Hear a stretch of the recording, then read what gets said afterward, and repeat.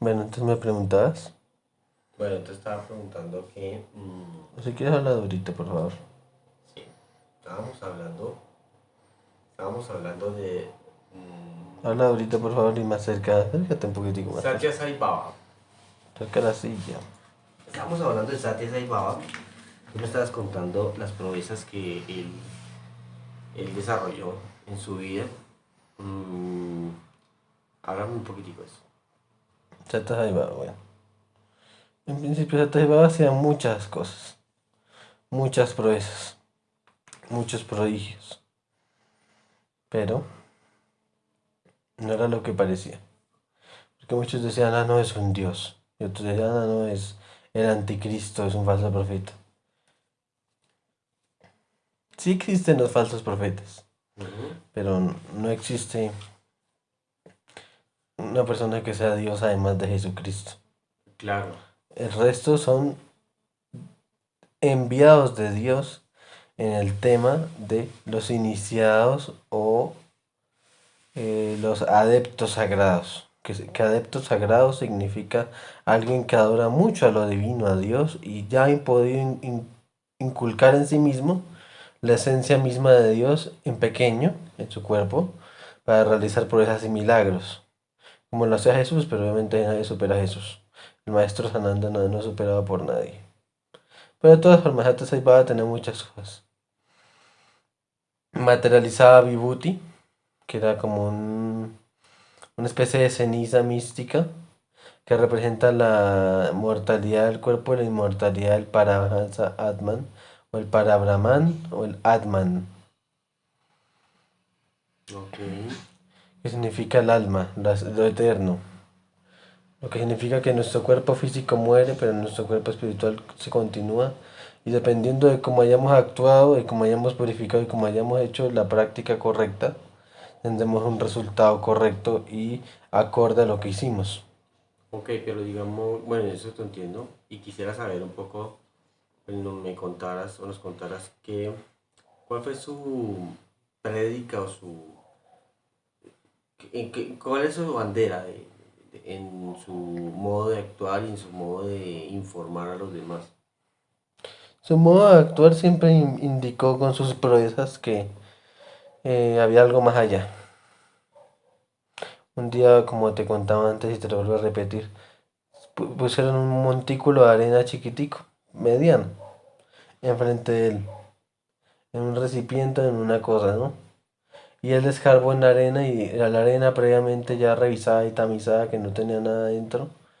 La pusieron en ese montón y él del montón sacó una estatua de Krishna materializada. Otras veces ha hecho lo mismo, materializando Vibhuti o ese ceniza polvo místico que la gente a veces come, a veces también se lo pone en la frente en símbolo de su renuncia al mundo. Básicamente él materializó no solo con la mano Vibhuti, él sacó una olla, un recipiente que estaba vacío y ese recipiente empezó a mover la mano adentro del recipiente y salían kilos y kilos y kilos de Vibhuti. Mm. ¿Por qué? Porque él tenía esa habilidad de conectar con lo trascendente, con lo supremo y materializar desde lo supremo porque el Dios crea. Entonces materializaba desde lo supremo, no desde la nada. Muchos dicen, oh, materializó desde la nada. Él no materializó desde la nada. Él materializó desde el supremo todo, que es el supremo Dios. Su bandera fue eso. Su bandera en su actuar fue eso. Fue el enseñar que hay un supremo todo que cumple todas las cosas. Ok, él actuaba o manejaba también el tema de las dimensiones. Sí, públicamente no lo tengo muy claro, pero yo sé que espiritualmente sí. En su interior por lo menos, porque todo iniciado debe manejar eso. El tema de las dimensiones, el tema del plano astral, el tema de lo etérico, de lo espiritual, de lo energético. Debe trabajar todo eso, no hay de otro. Ok, o sea, manejaba también las dimensiones y todo este plano astral. Él y también levitaba. Que yo sepa, nunca hice una levitación en vivo, pero sí muchas materializaciones, sanidades y milagros. Ok. Y, o sea, Y materializaba joyas y gemas, obviamente. ¿qué correlación ves Sate Sai Baba y de pronto un maestro como Buda, como Jesús? Pues porque ellos siempre mostraban que había algo más allá. El Padre Celestial, el Samadhi o la iluminación. Mostraban que había un estado más allá del normal, del que llaman naturales o no naturales, un sueño. ¿Qué opinaban ellos del materialismo actual? O él, por ejemplo. Pues yo siento que no le interesaba en lo más mínimo. Porque sí es cierto, el dinero sirve para crear, para construir, para crear escuelas, centros yógicos, hospitales. Pero más allá de eso no tiene un significado relevante el dinero. Yo siento que él pensaba lo mismo. ¿Por qué? Por el simple hecho de que no importa de dónde venga, no importa lo que seas, el dinero te puede hacer rico o pobre, solo porque el dinero es un simbolismo de poder. Pero en sí el dinero no es poder.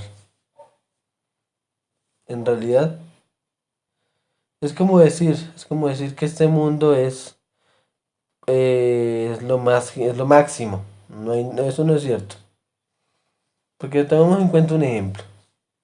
La gente piensa que el poder espiritual es prender una velita, hacer un rezo, un canto y ya. No se trata de eso, se trata de la práctica personal. Y perdón que utilice estas expresiones, pero a continuación que voy a utilizar, ¿no? Pero la verdad es que si tú no haces una mierda, en el sentido de que si tenemos en cuenta de que, por ejemplo, si hacemos la oración de la coraza de Dios, tengo puesta la coraza de Dios, tengo puesta el yelmo, no sé qué, pero si decimos, por ejemplo, tengo puesto las sandalias del Evangelio de la Paz en esa coraza, y no aplica si sales a la calle, como me dijo uno de mis mentores, si sales a la calle después de orar eso y decir, eh, discrimino a tal persona, le grito a tal otra, o le grito a un perro, pateo un perro. Ahí no estás aplicando lo que oraste 15 minutos atrás de salir de tu casa. Detengo las sandalias del Evangelio de la Paz en la coraza de Dios. Lo mismo que cuando uno hace telequinesis o hace el intento. Ujú, Cuando así uno es. hace telequinesis o hace el intento, y tú no aplicas el poder en acción presente, nunca vas a tener nada. No vas a manifestar nada. No vas a tener poder de nadie ni nada. ¿Cómo desarrollar un poder o esos poderes? ¿Cómo desarrollarlos? ¿Cómo tenerlos? El simple hecho de alquimia. Alquimia interior, que significa transmutación. Convertir. Convertir nuestro ego en gloria. ¿Cómo? No destruyéndolo, porque seguiremos a lo mismo y sería otro tipo de ego. Destruyéndose a sí mismo. Pero ya, ahí continuaría una guerra infinita. Ok, Se, diga, tra- se trata de transmutar. O sea, volver ese ego un silencio para que entre Dios. Y cuando entra Dios, lo divino, cuando entra lo supremo, cuando entra el espíritu, cuando entra todo eso, ahí se manifiestan esos poderes y habilidades. claro, digamos cómo una persona hace una iniciación y un proceso que arranca de ceros, ¿sí? ¿Cómo lo podría hacer hoy en día? ¿Qué? ¿La iniciación? Una iniciación para llegar a ser un maestro, por lo menos No, similar. no se trata de llegar a ser maestro, se trata de llegar a la maestría personal al unirse con Dios. Ok, No se trata de ser maestro. Porque si todos fuéramos maestros, seremos como los dos típicos maestros de colegio que se creen que saben de todo. Y al final terminan sabiendo apenas lo de su materia y eso. Es lo mismo. Simplemente tenemos que discriminar en términos etimológicos. Discriminar significa separar, o sea, discernir. Tenemos que discernir y discriminar la información. Y para nosotros llegar a ser maestros, primero tenemos que dejar la idea de ser maestros, sino de volvernos adeptos. ok. Adeptos a la espiritualidad, a Dios. ¿Y qué se aprende como primer paso? ¿Qué se aprende? ¿Cuál paso se da al El, iniciar? El perdonar, el soltar y el sanar. Si uno no perdona, si uno no ama, si uno no sana, no vas por buen camino. El único camino es el amor. Ok. Y después Después la sanidad. la sanidad. ¿Cómo se logra la sanidad aparte del perdón? ¿Cómo se logra? O el perdón es la El base perdón es la fundamental. base, el perdón es la base. Ya cuando perdonas al que te haya hecho mal o lo que sea, las circunstancias o la vida, ya empiezas a Uno crecer. empieza a sanar, Empiezas a crecer. a sanar, a superarse, a crecer. ¿Hay algunos niveles de maestría o no existe? Se puede decir que sí, pero no tiene relevancia. ¿Para qué contarles eso? Entiendo. ¿Hay una escuela? Actualmente hay una escuela. Muchas. Claro, tendrán sus errores, tendrán sus pros y sus contras, pero hay muchos. Para ser un profesor de Satya Sai Baba, ¿qué tienes que tener? No, pues simplemente trabajarse uno mismo de manera concreta y coherente. Y no eres coherente con lo que estudias, mucho menos para enseñar. Claro. ¿Es un estilo de vida o no? No, simplemente se actúa y ya. Estilo de vida es llevar una influencia de otra persona. Claro, entonces es decir, tú puedes ser arquitecto, albañil, lo que, bombero, lo que sea, puedes ser la profesión que utilizas y puedes llevar tu vida en ese nivel de En ese nivel maestría de maestría y realización personal y espiritual. y no hay problema. No hay problema. Desde que no es un empleo que te cree ego, obviamente. Si te crea ego, pues ahí sí tenemos problema y te tocará trabajar ese dilema. Pero ya es muy aparte, es muy específico. ¿Qué, dame uno o dos ejemplos de un trabajo que te creo? Abogado y político. Ok. Por lo que son reverenciados como autores y todo. Sí. Un médico, También, pero ellos también a veces tienen crudezas con la vida, porque tienen que encontrarse a veces con problemas muy difíciles y a veces con la muerte de sus pacientes. Entonces también a veces los deprime y eso les ayuda a bajarse el ego. El problema es que ellos toman el camino a veces cuando llegan al camino espiritual, que es muy poco, de morir, de matar su ego. Y tienen es que callarlo, no matarlo. Cuando se mata el ego ya no te queda nada por lo que vivir o sobrevivir. Cuando tú callas el ego entra Dios porque ya no hay nada que está hablando adentro tuyo. ¿tú qué le dirías a un científico que cree solo en en el proceso científico y en la materia? ¿Qué le dirías?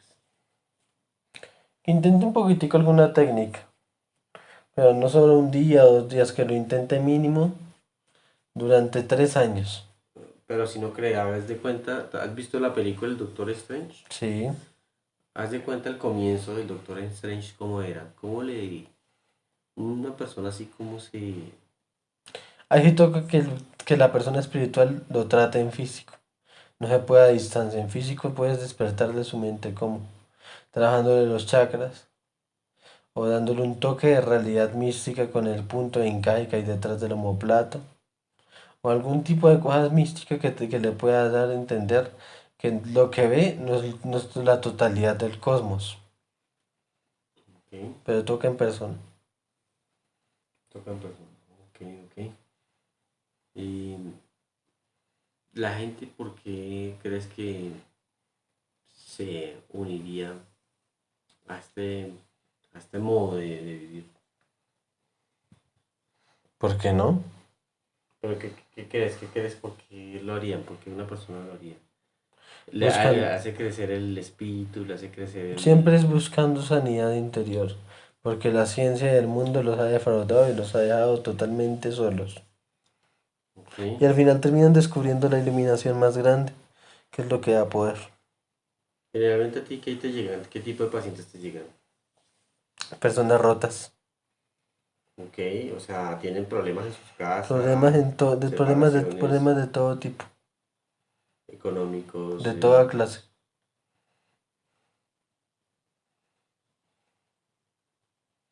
Son problemas de toda clase.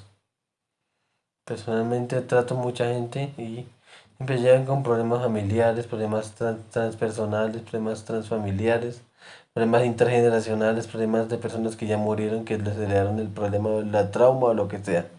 Y así, Mm. Sati Sai Baba cree en la reencarnación. sí. ¿Él alguna vez mencionó cuántas veces había reencarnado o algo así? Solo me acuerdo que él dijo que él era la reencarnación de Sri Sai Baba. Solo me acuerdo de eso, que él dijo que era la reencarnación de Sri Sai Baba. Que Sri Sai Baba fue un gurú de 1800. Wow, fue su única Su reencarnación única en reencarnación, no.